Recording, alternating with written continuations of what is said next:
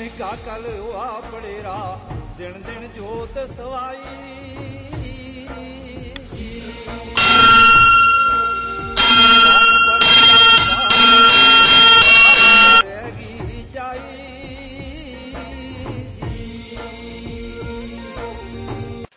मान्यता ये है कि ये महाभारत के टाइम का है। तो महाभारत के बाद जब युधिष्ठिर ने पाप का निवारण करने के लिए अश्वमेध यज्ञ किया, तो अश्वमेध यज्ञ में दो कारण होते हैं कि एक पहला कारण तो ये होता है कि अगर बिना घोड़ा को श्रृंगारा जाता है उसमें शर्तनामा लिखी जाती है, जो उस घोड़े को पकड़ेगा युद्ध करेगा। अगर उनका बिना युद्ध से अगर घोड़ा वापस आ जाएगा तो उनका जो अश्वमेध यज्ञ है वो सफल हो जाता है। अगर किसी ने उनके मुकाबले का कोई योद्धा है तो अगर वो पकड़ेगा तो उनके साथ उनको सामना करना पड़ेगा। तो उन्होंने क्या किया कि शेषनाग के ऊपर चढ़ाई कर दी। तो शेषनाग ने उलूपी नाम की कन्या थी वो अर्पण कर दी। तो जब उसने स्त्री बना करके अपने स्थान पर लाया तो भगवान ने श्राप दे दिया। तो उसने कहा इसके गर्भ से जो संतान होगी वो आपका सर्वनाश करेगी। तो उसने डर के कारण उस स्त्री को छोड़ दिया। तो वो कहने लगी आपने मेरे को युद्ध में जीता है, मेरे को स्त्री बनाया, मेरे साथ कोई साथी चाहिए रहने के लिए।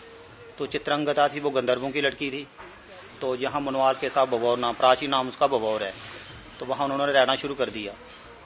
तो चित्रांगदा के गर्भ से संतान हुई, उसका नाम रखा गया लड़के का नाम बब्रुवान। तो जब वो युवावस्थी में आया तो पांडवों ने अश्वमेध यज्ञ किया।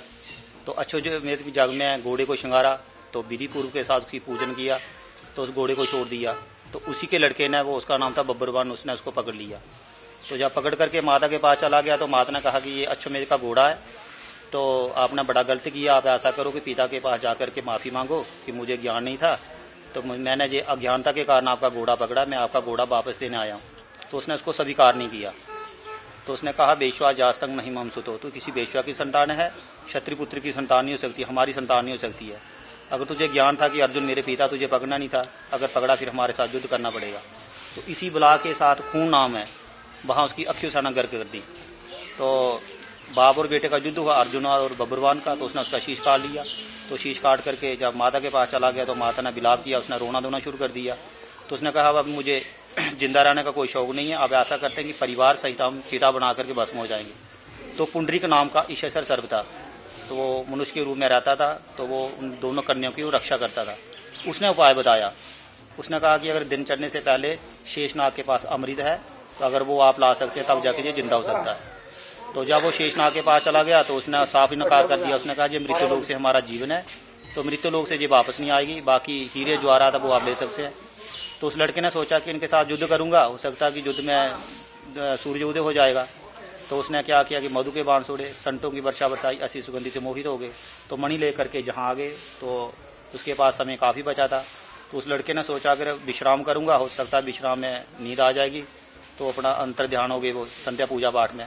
तो शेषनाग आ गए। जैसे शेषनाग जहाँ आए तो वो गुस्से के साथ थे, तो उनके साथ जब लड़ने को तैयार थे उन्होंने उनको साष्टांग प्रणाम किया। तो उसने कहा मैंने आपकी अमृत से जीवनी बूढ़ी लाई है, तो मैं आपको ये वापस दे देता हूँ। अब ऐसा है ये कल युग है, ये प्रवेश हो चुका है। ये द्वापर के अंत और कल युग जब प्रवेश हुआ उस समय की ये जो शिला है ये मानसर देवता के नाम पे इसको लोग पुकारते हैं।